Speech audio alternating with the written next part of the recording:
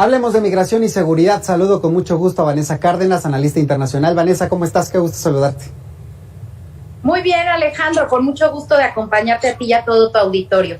A ver, la organización internacional Human Rights First denuncia que por lo menos 3.250 migrantes que han quedado varados en México han sufrido de secuestro, de violación, algún tipo de agresión a su paso por nuestro país. Esto está directamente relacionado con la alerta que hace Estados Unidos sobre 14 entidades inseguras.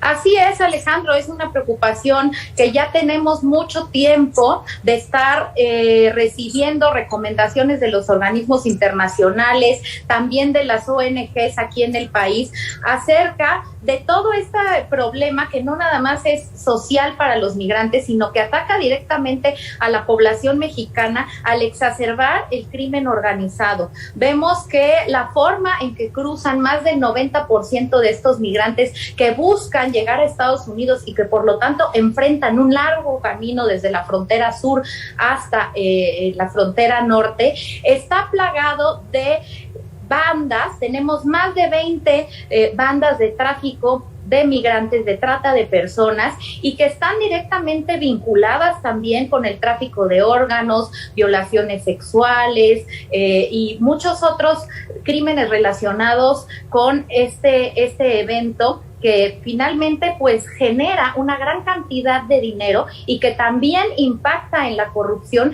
incluso de funcionarios del Instituto Nacional de Migración, que no hemos querido observar al interior, que también están corrompidas sus estructuras, pero que ya hay denuncias y evidencia de que así es. A ver, ¿hay corrupción entonces en el Instituto Nacional de Migración? ¿Esto es nuevo o esta situación, esta problemática ya tiene años operando en nuestro país, además concediendo, prácticamente dándoles libertad a los grupos del crimen organizado? Así es, ha sido muy importante el contubernio de nuestras autoridades, y es por eso que desde Estados Unidos, en las últimas visitas de los altos funcionarios que estarán siendo los encargados de solucionar esta problemática, desde Kamala Harris hasta Mallorca, pues se han entrevistado no solamente con la secretaria de la Secretaría de Seguridad Pública, sino también con la Sedena, la CEMAR, con la Guardia Nacional, que bueno, recibió su bautizo de fuego enviándola a controlar las caravanas de migrantes al sur de la ciudad, pero también con el Instituto de Migración para controlar todo este contubernio y corrupción que permite que sea un negocio rentable para estas bandas de traficantes.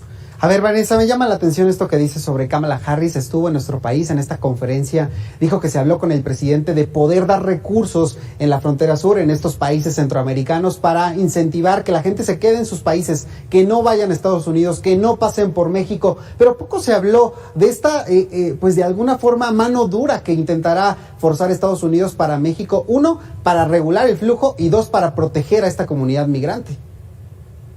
Así es, creo que Kamala fue muy clara con el último dicho que hizo en la visita a Guatemala: no vengan porque se les va a deportar. Y bajo las críticas que le ha hecho la oposición y los republicanos de no haber visitado la frontera, ella dijo, están muy equivocados con la visita que hará este viernes y creen que yo voy a actuar con base en las consecuencias y no a las causas. Es lo que quieren a toda costa. Si bien ha cambiado el discurso de Estados Unidos, su pragmatismo es el mismo, más allá de republicanos o demócratas, y quieren que México siga siendo y comportándose como ese tercer país de seguridad para detener las caravanas migrantes que, como sabemos, han ocasionado muchas críticas y han sido uno de los problemas principales que recibió la nueva administración, con cifras récord en el mes de mayo, más de 180,000 intentos de cruce a Estados Unidos, y que por lo tanto pues estaremos viendo una presión, si no en el discurso, sí en la praxis,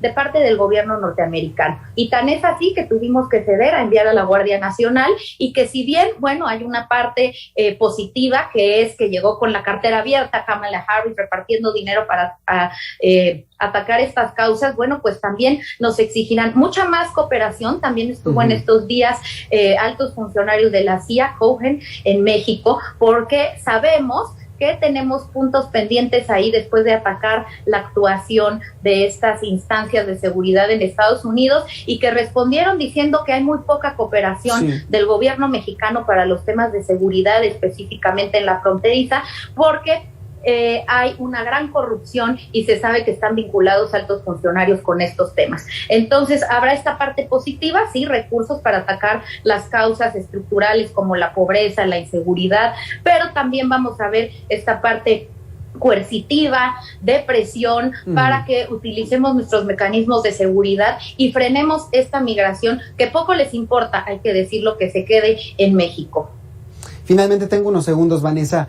Hoy daba a conocer esto Silvano Aureoles, estas declaraciones polémicas de que Morena es un partido que permite o que da licencia a los grupos del crimen organizado, particularmente a los grupos de narcotráfico, y que se les deja actuar con total libertad. Veíamos el caso de una niña de 7 años que fue deportada a Nogales, Sonora, después de su paso por Estados Unidos. Esta petición de asilo estuvo torturada por 2 semanas, secuestrada hasta que su familia no dio el rescate, la liberaron. Esto pasó en México, de acuerdo con organizaciones internacionales. Te preguntaría, ¿hay carta abierta para que estos grupos del crimen organizado estén operando, estén sacando raja económica también a través de los migrantes? No, bueno, creo que queda muy claro que es un tipo de crimen que es transnacional, que hay bandas muy bien organizadas y que no están únicamente dedicadas a el tema de pasar a los migrantes de un país a otro, sino que hay toda una interacción con otros delitos que les permite obtener recursos, ¿no? Que les permite obtener de alguna manera insumos, materiales, humanos necesarios para seguir operando. Hay vinculación con grupos del narcotráfico, desde luego, y la pregunta sería, ¿por qué se está actuando con total impunidad? Bueno, pues porque se les permite, porque no hay una contención, porque hay total impunidad para actuar, y eso ahí están las cifras, no es que lo digamos como un análisis, ¿no?, que se nos ocurre, es un dato cuantitativo. La impunidad en México, las cifras de la gente que llega a prisión por cometer un delito, pues son de menos